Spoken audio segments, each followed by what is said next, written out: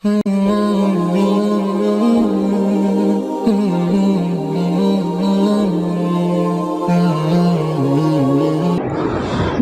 ونصلي ونسلم على رسوله الكريم اما بعد فاعوذ باللہ من الشیطان الرجیم بسم اللہ الرحمن الرحیم یا ایھا الذین آمنوا انفقوا من طیبات ما کسبتم، اے ایمان والو جو تمہاری پاکیزہ کمائی ہے اس میں سے خرچ کرو، وَمِمَّا أَخْرَجْنَا لَكُم مِّنَ الْأَرْضِ،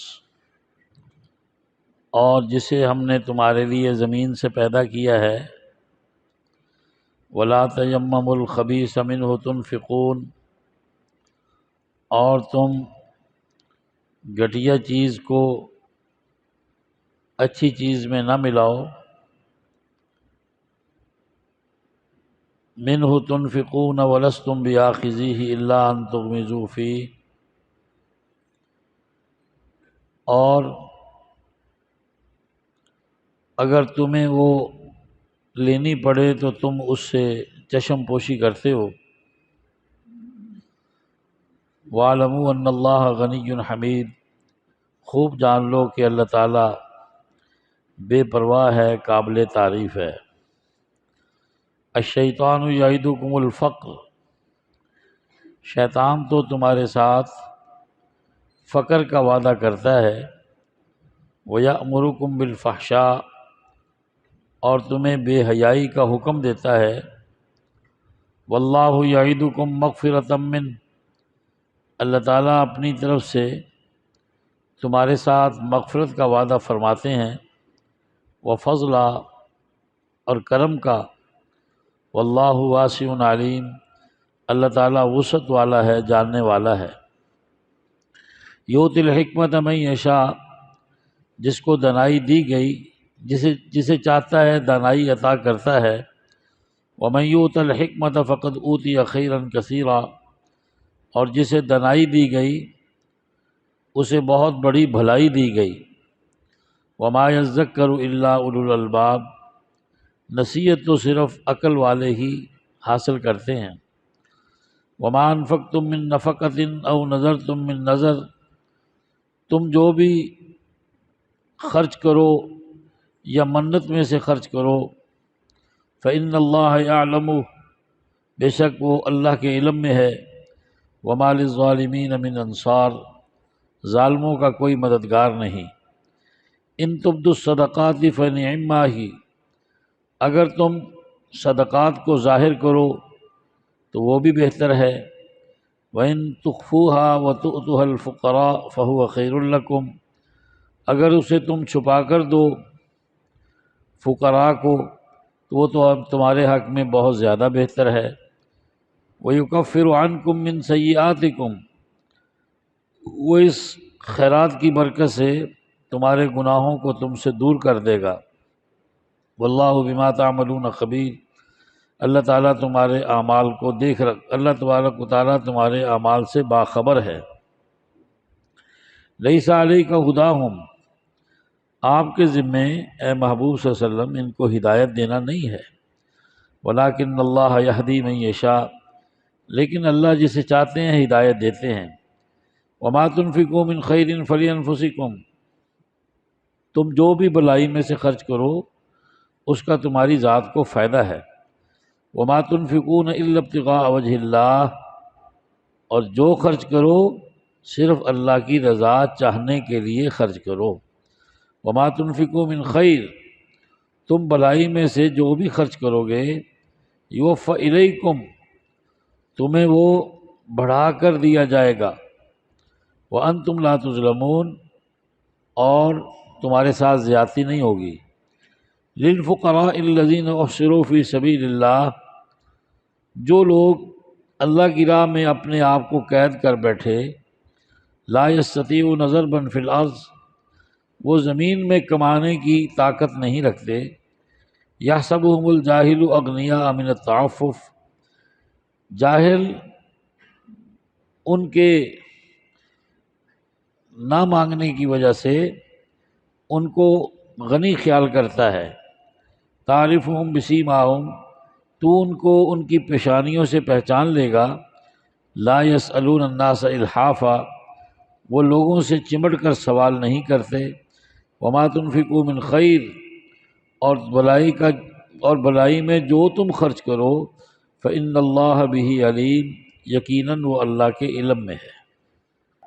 حلال چیز میں سے کی ہوئی خیرات جو ہے نا، وہ اللہ کی راہ میں لگتی ہے۔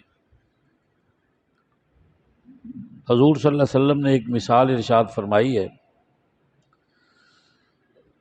کہ حرام مال سے خیرات کرنا، صدقہ کرنا ایسے ہے جیسے پیشاب سے کپڑا دھونا اور یہ سمجھنا کہ یہ پاک ہو گیا ہے،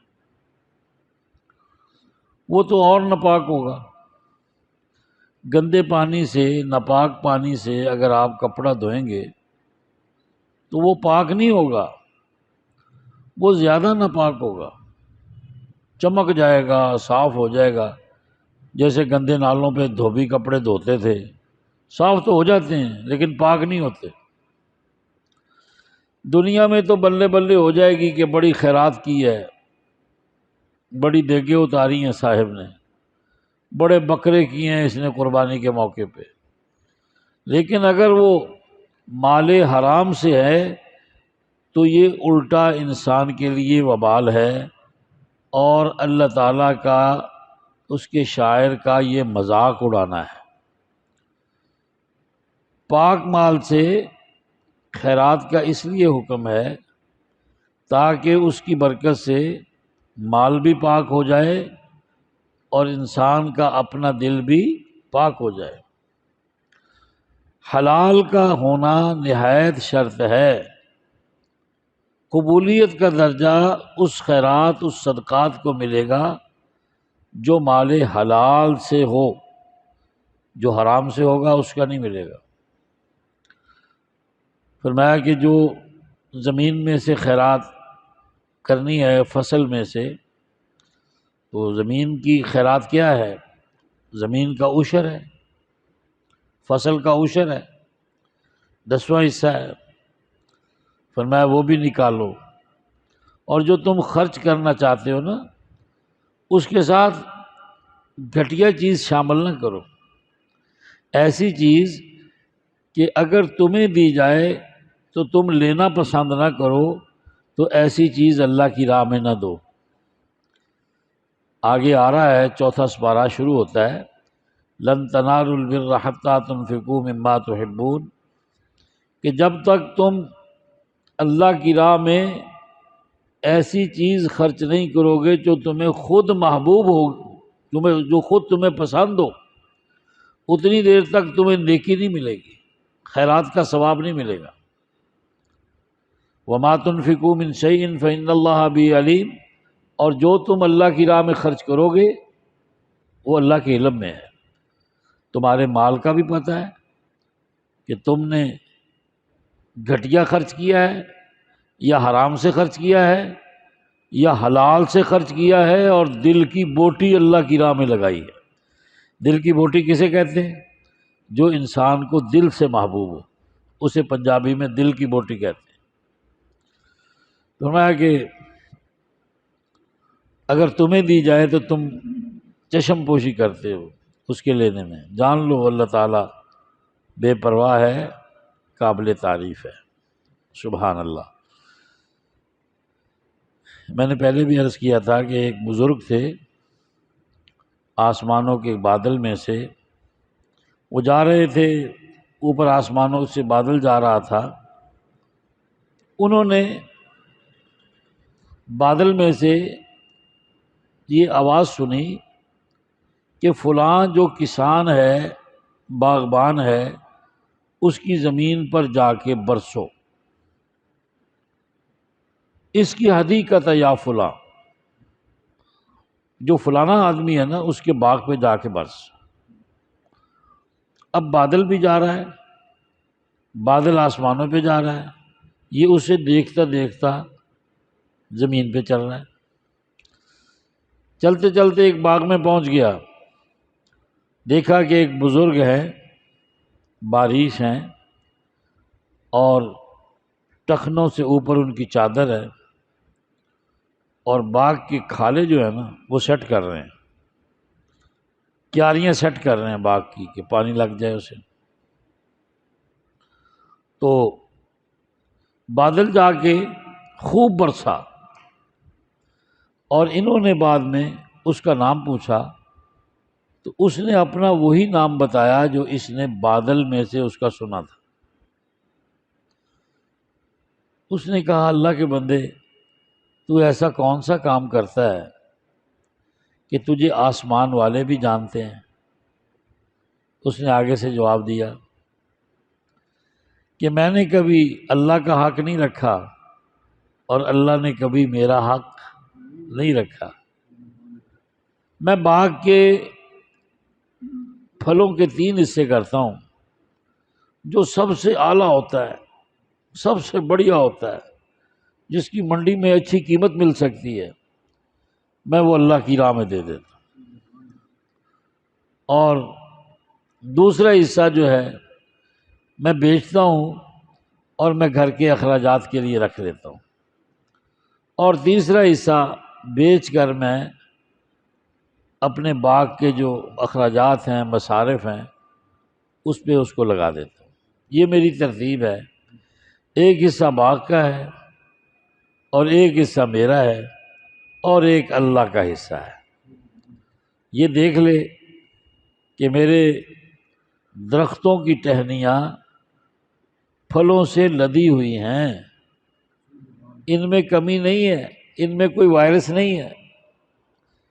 اللہ اکبر۔ قرآن بھی یہی کہتا ہے کہ جو دل کی بوٹی ہو نا، جو دل سے محبوب ہو، جس کا ریٹ اچھا لگتا ہو، اور آپ کے اندر طاقت بھی ہو خریدنے کی یا لگانے کی، اللہ کی راہ میں وہ لگانا چاہیے۔ سبحان اللہ العظیم۔ ہمارے استاد محترم تھے حضرت مولانا عبدالعزیز صاحب رحمۃ اللہ علیہ، جامع مسجد نور سہیوال والے۔ انہوں نے پہلے جامع مسجد نور جلندھر ہندوستان میں بنائی تھی، ہندوؤں کے محلے میں۔ مسلمان دور دور سے آ کے اس مسجد میں نماز پڑھا کرتے تھے۔ حضرت ہاشمی تھے، حضرت مولانا احمد علی صاحب لاہوری رحمۃ اللہ علیہ کے خلیفہ مجاز تھے۔ تو یہ پورا سال ایک ویڑا جو ہے نا اس کو پالتے تھے قربانی کے لیے۔ وہ ویڑا جو ہے وہ گھر سے لے کر مسجد تک مولانا کے ساتھ آتا تھا۔ میرے ابا محترم بھی ادھر حضرت کے ساتھ ہی رہے ہیں جلندھر میں۔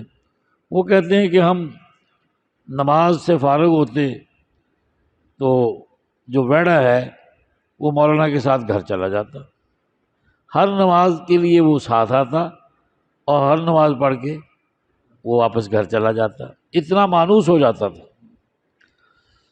اور جب اس کی قربانی ہوتی تو حضرت بھی اپنی آنکھوں پہ پٹی باندھتے اور اس کی آنکھوں میں بھی پٹی ہوتی، اور جب اس کو ذبح کرتے تو اس دن گھر میں ایسا حساب ہوتا تھا کہ جیسے کوئی گھر کا فرد دنیا سے چلا گیا،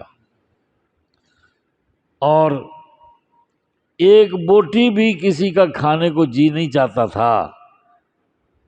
یہ سجیاں کھبیاں جو ہے نا، یہ تو آج ہے نا، ایک بوٹی بھی کھانے کو جی نہیں چاہتا تھا، سب خیرات ہوتا تھا۔ یہ ہے قربانی، کیا ہے؟ اور حضرت فرماتے ہیں میرے والد محترم، ہم نے کئی دفعہ دیکھا کہ جب مولانا چھری پھیر کے اٹھتے تھے، پٹی اس کی بھی کھولی جاتی تھی، پٹی اپنی بھی کھولتے تھے، کرنے والا بھی رو رہا ہوتا تھا، جس کی قربانی ہوئی ہے اس کی آنکھوں میں بھی آنسو ہوتے تھے۔ یہ جس سے دل ہلے، یہ لگتی ہے اللہ کی راہ میں، یہ ہے قبولیت کی نشانی۔ ہم ایک دن پہلے لے آتے ہیں، کون گوبر اٹھائے، کون اس کا کرے، شہرداری ہے۔ فرمایا کہ شیطان تمہارے ساتھ غربت کا وعدہ کرتا ہے، تمہیں بے حیائی کا حکم دیتا ہے، اس کا وعدہ بھی جھوٹا، یہ خود بھی جھوٹا۔ اللہ تمہارے ساتھ مغفرت کا اور کرم کا وعدہ کر رہا ہے، اللہ وسعت والا جانتا ہے۔ فرمایا جس کو دانائی عطا کی، جس کو اللہ چاہتے ہیں عقل عطا کرتے ہیں۔ عقل مند وہی ہے نا جو آنے والے وقت کو سمجھے، جو آنے والا وقت قبر کا ہے، حشر کا ہے، جو اس کو سامنے رکھ کے چلتا ہے، دنیا میں اعمال کرتا ہے، وہ عقل مند ہے۔ فرمایا جسے دنائی دی گئی اسے بہت بڑی بھلائی دی گئی، اور نصیحت تو صرف عقل والے ہی حاصل کرتے ہیں۔ فرمایا جو تم منت مانتے ہو وہ بھی، اور جو تم خرچ کرتے ہو وہ بھی اللہ کے علم میں ہے، اللہ ظالموں کا مددگار نہیں ہے۔ آگے فرمایا جا رہا ہے کہ جو تم صدقات ظاہر کر کے دیتے ہو وہ بھی اچھا ہے، کسی اور کو ترغیب ہو جائے نا، جیسے ہم مولوی صاحبان مسجدوں میں کرتے ہیں کہ یار 10 پنکھے چاہیے، تو کوئی ایک لگا دے یا 10 لگا دو، تو ایک آدمی اٹھ کے کھڑا ہو جاتا ہے، جی حضرت ایک میں لگا دیتا ہوں، پھر دوسرے کو ترغیب ہوتی ہے، تیسرے کو ہوتی ہے۔ ترغیب دلانے کے لیے صدقے یا خیرات کا عام لوگوں میں دینا، جبکہ ریاکاری کی نیت نہ ہو، یہ جائز اور درست ہے۔ قرآن کہتا ہے فَنِعِمَّا ہی، یہ اچھا ہے۔ لیکن اچھا صدقہ کیا ہے، اچھی خیرات کیا ہے کہ تم اسے چھپا کر دو، فقراء کو دو، یہ تمہارے حق میں بہت ہی بہتر ہے۔ حضور صلی اللہ علیہ وسلم نے ارشاد فرمایا الید العلیٰ خیر من الید السفلیٰ، اوپر والا ہاتھ نیچے والے ہاتھ سے بہتر ہے، دینے والا ہاتھ لینے والے ہاتھ سے بہتر ہے۔ اب ساری قوم تو لینے پہ لگی ہوئی ہے، تو دیتا تو صرف پھر اللہ ہی ہے نا۔ یہاں تو ہر کوئی کہہ رہا ہے دے جا سخیہ رائے خدا، تیرا اللہ ہی بوٹا لائے گا۔ تو جو آدمی اپنے لیے بھی خرچ نہیں کر سکتا، پچھلوں کا دماغ خراب ہے کہ اس کے مرنے کے بعد اس کے ایصال ثواب کے لیے خرچ کرے۔ جو اپنے لیے خرچ نہیں کرتا اس کے لیے کوئی خرچ نہیں کرتا۔ اللہ اکبر۔ فرمایا کہ اس خیرات کی برکت سے تمہارے گناہ ختم ہوں گے، تمہیں نیکیوں میں اضافہ ہوگا، اللہ تمہارے اعمال سے باخبر ہے۔ حضور سے فرمایا جا رہا ہے کہ آپ کے ذمے ان کو ہدایت دینا نہیں ہے، یہ اللہ کے ذمے، اللہ جسے چاہیں گے ہدایت دیں گے۔ تم بلائی میں سے جو خرچ کر رہے ہو فَلِأَنفُسِكُمْ، اس کا تمہیں فائدہ ہے۔ آپ یہ نہ سمجھیں کہ میں نے مسجد کو اتنے ہزار دیے، میرے قبول ہوئے بھی ہیں کہ نہیں ہوئے۔ نہیں، قرآن کی اس آیت پر اعتماد کریں، فَلِأَنفُسِكُمْ، اس کا تمہیں فائدہ ملا ہے اور مل کے رہے گا۔ یہ نہیں ہے کہ اللہ کی راہ میں تم نے جو دیا وہ ضائع ہے، اللہ کی راہ میں دیا ہوا تمہاری ذات کو فائدہ پہنچائے گا۔ فرمایا کہ جو تم خرچ کرتے ہو اس میں ایک کام ضرور کرو، الا ابتغاء وجہ اللہ، اس لیے خرچ کرنا ہے کہ اللہ راضی ہو جائے۔ کس لیے خرچ کرنا ہے؟ بولو نا، اللہ راضی ہو جائے۔ فرمایا جو اس طرح کا خرچ ہوگا، بلائی کے اندر ہوگا، یوفی الیکم، تمہیں پورا پورا اس کا اجر دیا جائے گا، وانتم لا تظلمون، تم پر زیادتی نہیں کی جائے گی۔ مسئلہ یہ ہے کہ صحابہ کرام کے کچھ رشتہ دار کافر تھے، کچھ اور تھے بھی بڑے غریب، تو وہ چاہتے تھے کہ ان پہ خیرات کریں، ان کے حالات اچھے ہو جائیں، لیکن کفر اس میں رکاوٹ تھا۔ حضور صلی اللہ علیہ وسلم سے بھی مسئلہ پوچھا تو آپ نے فرمایا بھی غریب مسلمانوں کے ہوتے ہوئے کافر پہ خرچ نہیں کیا جا سکتا۔ اندر سے ان کی چاہت تھی، یہ بہن ہے، یہ بھائی ہے، یہ چچا ہے، یہ بھتیجا ہے، یہ پھوپھی ہے، حالات ٹھیک نہیں ہیں ان کے، تو اللہ تعالیٰ نے اس میں اجازت عطا فرما دی۔ فرمایا تمہاری نیت اللہ کو راضی کرنے کی ہو، بے شک کافر پر بھی خیرات کر دو، کافر کو بھی دے دو، اللہ کو راضی کرنے کے لیے اللہ پھر بھی تمہیں اتنا ہی اجر دے گا جتنا ایک مسلمان پر خیرات کرنے سے ہوگا۔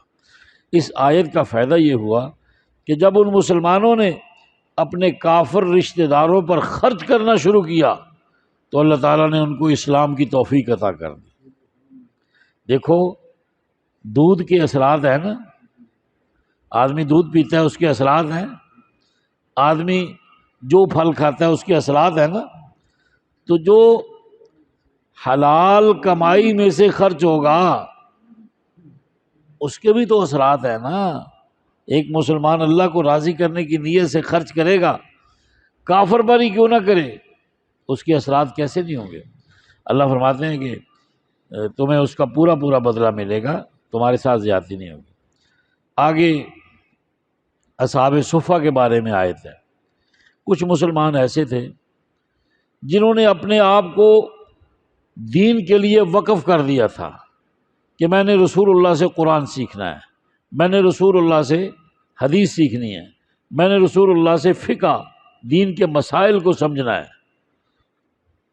وہ ان کا گھر بار بھی نہیں تھا، حضور نے ان کے لیے ایک چبوترا بنایا تھا، اس کو صفہ کہتے ہیں۔ آج بھی روضہ رسول کے ساتھ ہی وہ جنت جو ہے ریاض الجنہ کے قریب ہے وہ صفہ، جہاں صحابہ کرام کو بٹھا کر حضور تعلیم دیتے تھے۔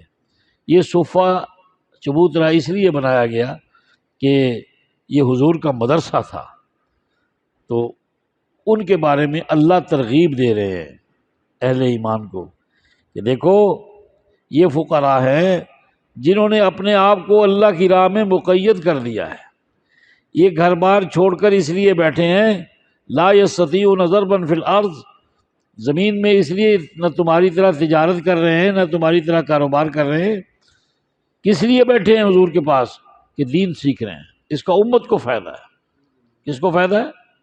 اب مدرسے والے میں یہی ہے نا، یہ جتنے بچے ہمارے پاس پڑھتے ہیں یہ گھر بار چھوڑ کے آئے ہیں، انہوں نے اپنے آپ کو قرآن کے حفظ کے لیے وقف کر دیا ہے، دین کے علم کے لیے وقف کر دیا۔ یہ 8 سال عالم بنیں گے، یہ مفتی بنیں گے، انہوں نے 10 12 سال اپنے آپ کو وقف کر دیا ہے۔ یہ تجارت نہیں کر سکتے، یہ کوئی مزدوری نہیں کر سکتے، یہ کوئی اور کام نہیں کر سکتے، اس کا امت کو فائدہ ہے۔ اب مسلمانوں کی کروڑوں مسجدیں، کیا ہے؟ لاکھوں نہیں کروڑوں مسجدیں، اگر ان مدرسوں میں حفاظ تیار نہ ہوں تو ان مسجدوں میں تراویح کون پڑھائے گا؟ کروڑوں مسجدوں میں جمعہ کون پڑھائے گا؟ کروڑوں مسجدوں میں نمازیں کون پڑھائے گا؟ تو یہ ساری ایک کھیپ اور ایک فوج مسلمانوں کی دینی ضروریات کو پورا کرنے کے لیے تیار ہو رہی ہے، اور یہ ادارے بنانا، اس طرح چلانا، یہ رسول اکرم صلی اللہ علیہ وسلم کی سنت ہے، اور ابراہیم علیہ السلام کا مانگا ہوا مدرسہ ہے کہ جو نبی دنیا میں آئے خود بھی قرآن پڑھے، اوروں کو بھی قرآن پڑھائے، خود بھی حدیث پڑھے، اوروں کو بھی حدیث پڑھائے، خود بھی وہ طاہر ہو، اوروں کو بھی وہ پاک صاف کرے۔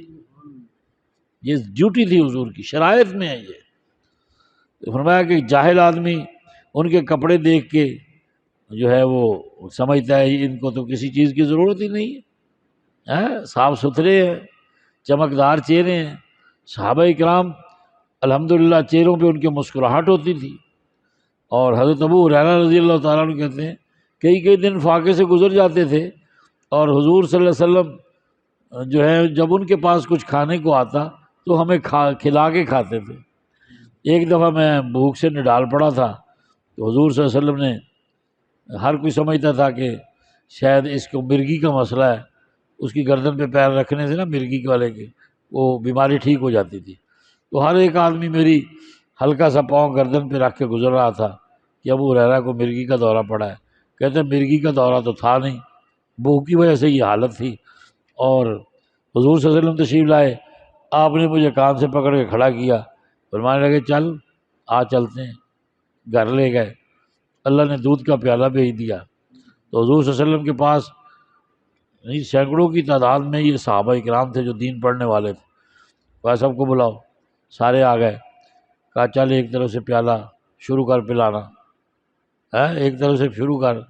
کہنے لگا میرے تو طوطے اڑ گئے کہ پہلے جو ہے ایک پیالہ کس کس کو دوں گا، اور ڈیوٹی بھی حضور نے ابو ہریرہ کی لگائی کہ تو نے پلانا ہے، وہ سب کو پلاتا گیا۔